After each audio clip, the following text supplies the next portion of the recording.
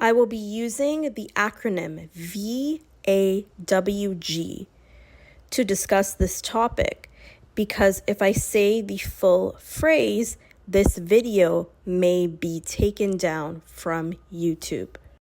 Warning: this video will be covering heavy topics, which may be triggering.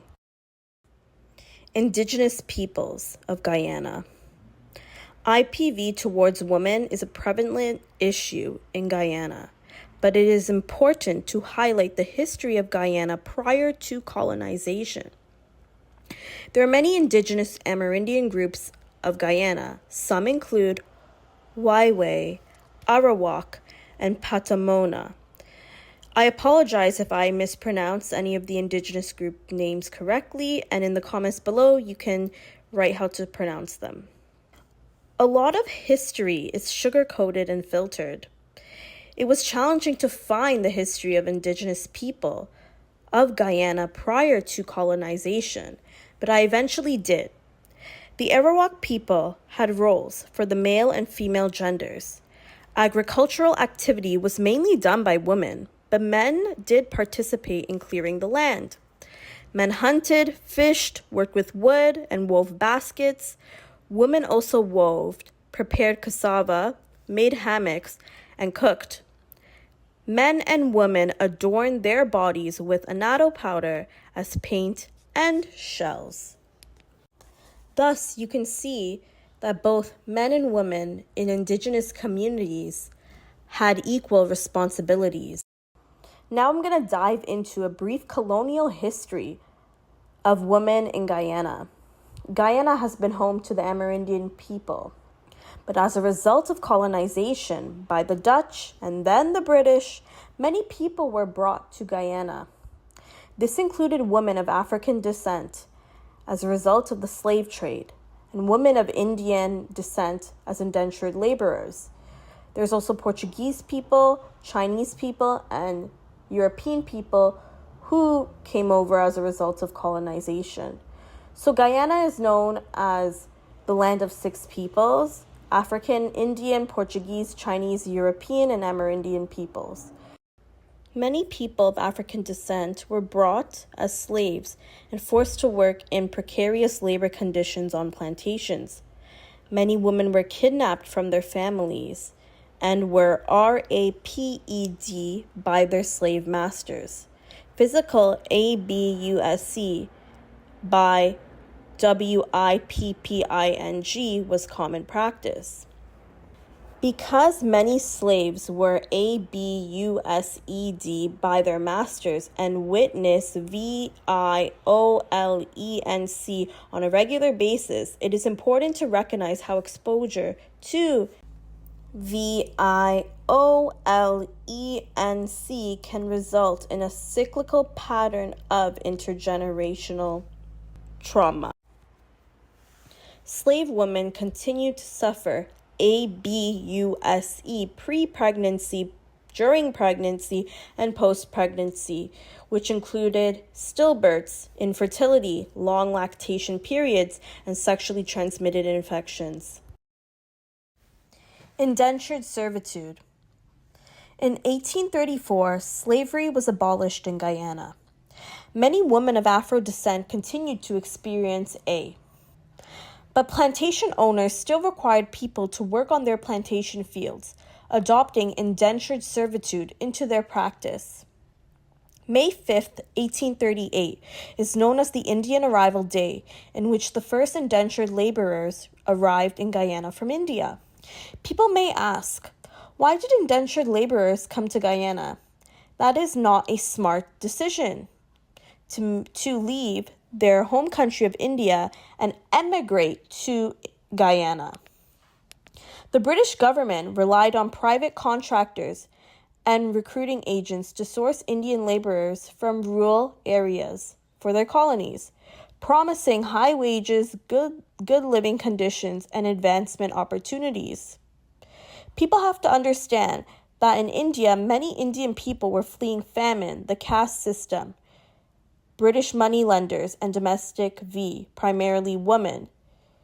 So when they are given these false promises from recruiting agents, they want to seek advancement, better opportunity, and that's why many Indians came as indentured laborers to Guyana. Guyana is known for its many resources. Sugar, and from sugar, rum and beer is produced. Gold and diamond mining.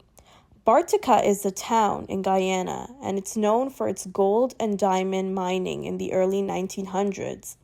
Minerals such as copper, nickel, and iron, and biological resources such as lumber.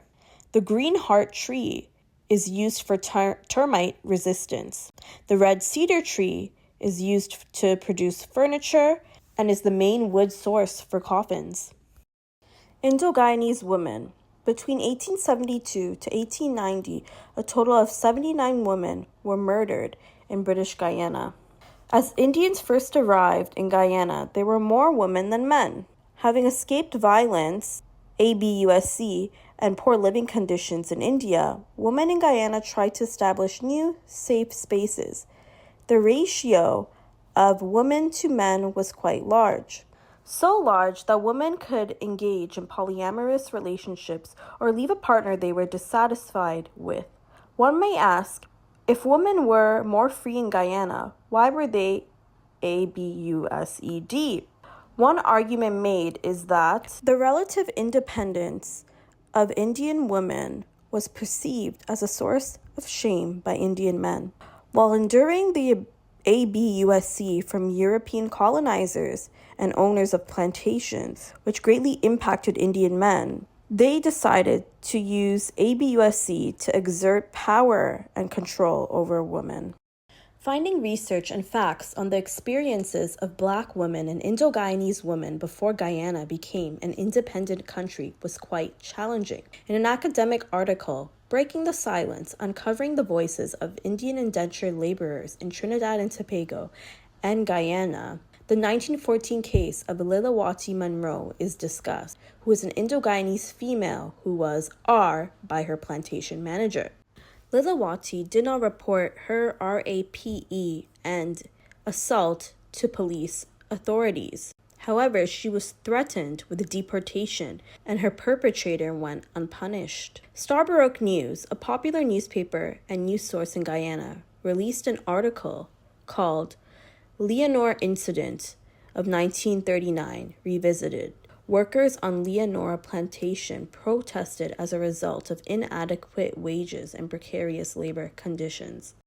Although workers were unionized via the MPCA, which stands for the Manpower Citizens Association, the union was not recognized by the Sugar Producers Association, which was an association made up of sugar estate owners, primarily made up of Caucasian men at the time.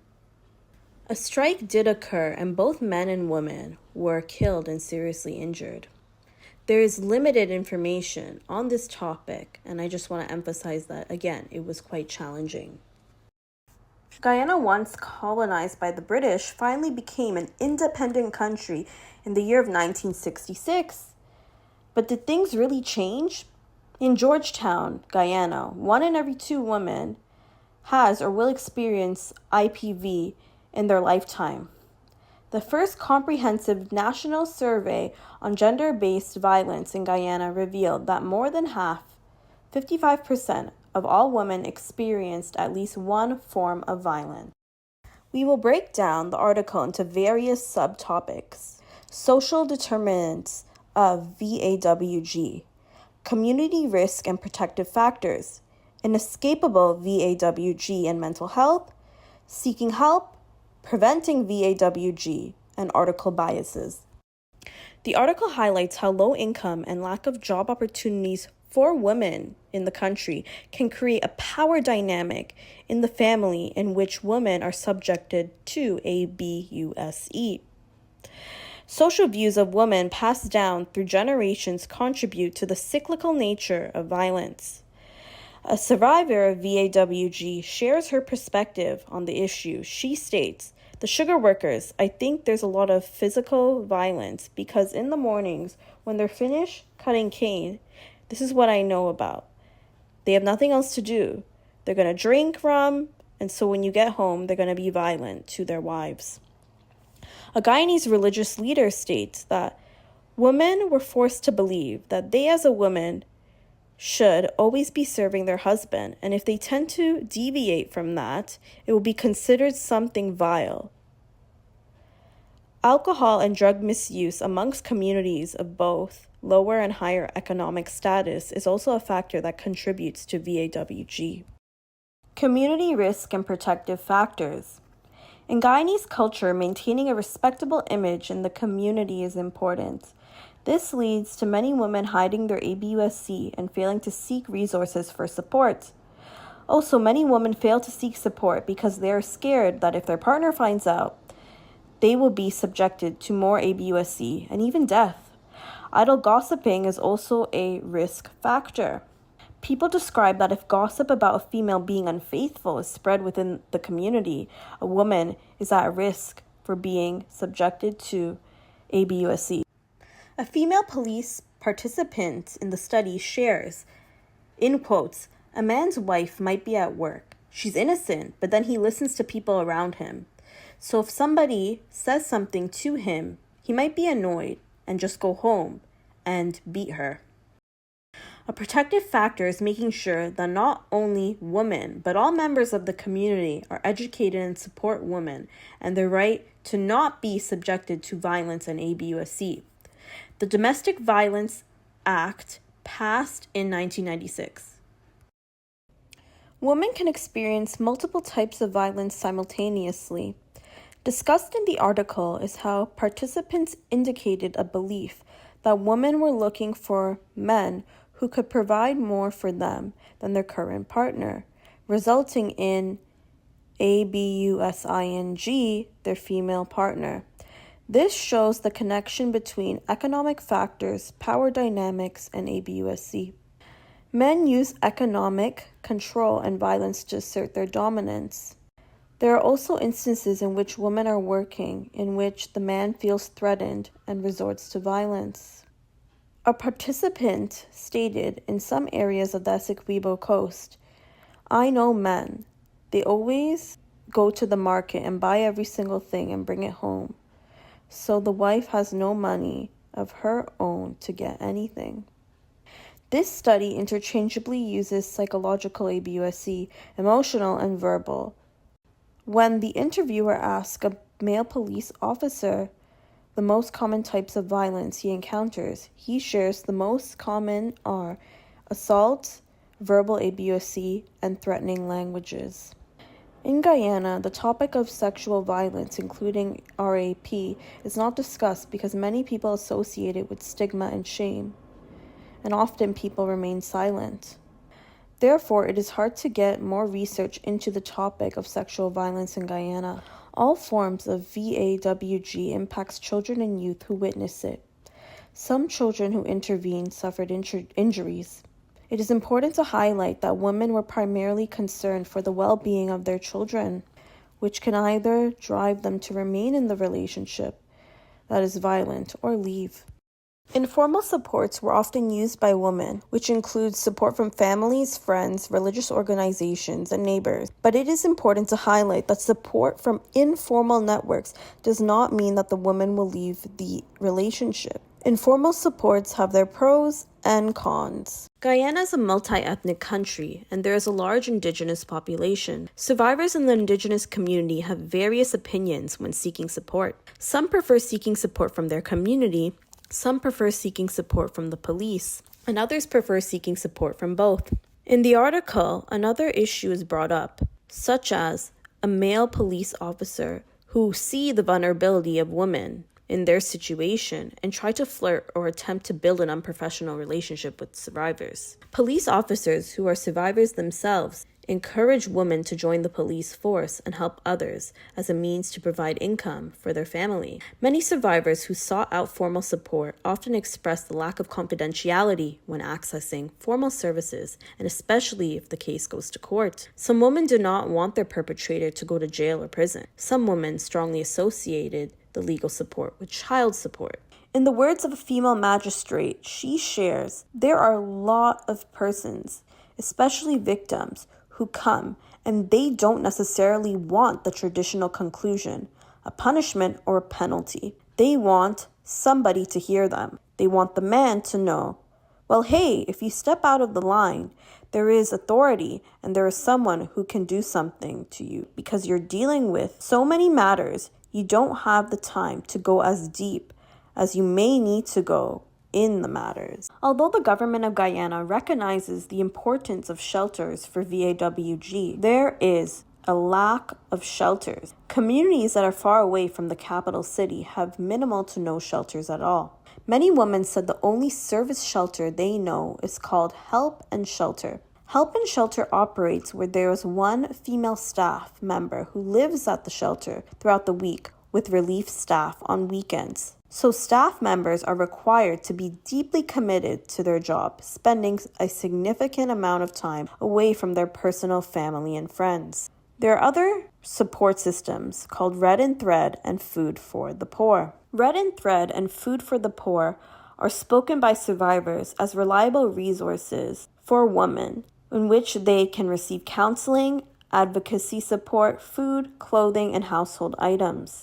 Nurses and physicians overwhelmingly agreed that their responsibilities to survivors in violence in relationships were to assess and treat their injuries, provide emotional support, and work with police and social workers to ensure counseling and other possible supports are offered. Social workers agreed with these responsibilities and saw that their main role is ensuring that women received community support to follow through with their future plans, whether that meant remaining in the relationship or leaving. Guyana News plays a key role in preventing VAWG and Caribbean public figures who speak about the issue. By accurately reporting court cases involving violence and resulting sentences, it can discourage men from committing violent acts against women, a magistrate shares. Workshops and seminars that discuss the key issue and promote healthy relationships, which may be more challenging to organize, especially in rural areas, raising awareness on legal rights and focus on empowerment are effective. Religious organizations play a key role in prevention initiatives. A male religious leader shares that it is important that teenagers are educated on this issue so that when they do enter into a relationship and they have a conflict with their partners, they can resolve them in a healthy manner. Another key prevention VAWG method is if survivors are given a platform to speak upon their experiences if they feel comfortable to do so. Targeted interventions for men should take place in locations where men frequent. Integrating the topic of VAWG in health and family curriculum for all students starting at a young age, while highlighting accessible resources if a person finds themselves in that situation, is proven to be effective while challenging gender norms and stereotypes in school curriculum. A female participant in the study shared that what her daughter learned in school. Her daughter said, "Mommy, when I turn into a young lady and when any boy forces me, I'm supposed to let my parents know, or I can tell a teacher." Substance misuse support and treatments. In Guyana, there is a substance misuse problem. I won't use the word ABUSE because this video can be taken down from YouTube if I use that term, and that is why I have been spelling out that word. Many people hurt their partners, but with the supports to fight their misuse, VAWG can be prevented. Biases discussed. The research study Guyana Women's Health and Life Experiences Report, a qualitative research report on violence against women in Guyana, was funded by USAID, UN Women, and the United Nations Development Program. USAID is a United States agency for the international development. Thus, it is important to recognize that this research project was an American-funded research project in which American views can influence the research report. Everyone always has a positive view of the United Nations, such as their efforts with female empowerment and the rights of children and youth. But it is also important to recognize that United Nations is an organization that is heavily influenced by Western countries. And they may enter situations in different countries where they are not educated on the issues or fail to collaborate with the community without preconceived biases or placing their personal interests above others in the communities they are working with. Finally, the two authors of the article are based in Toronto, Canada, and not in Guyana, but may be of Guyanese and or Caribbean descent. Being born in Toronto myself, and only being half Guyanese, it is important to recognize that my views can also be shaped by my upbringing and the experiences here I've had in Canada. I would never know the experience as a female living in Guyana, and it is something I accept. These authors may also have been shaped by their experiences in Canada and Guyana, and must recognize that they are conducting research in a country where they may have connections to based of ethnic background and raised there as a child, but they do not live there anymore, and the experiences of women and girls may have changed, and thus, this is the reason why research in this topic was conducted.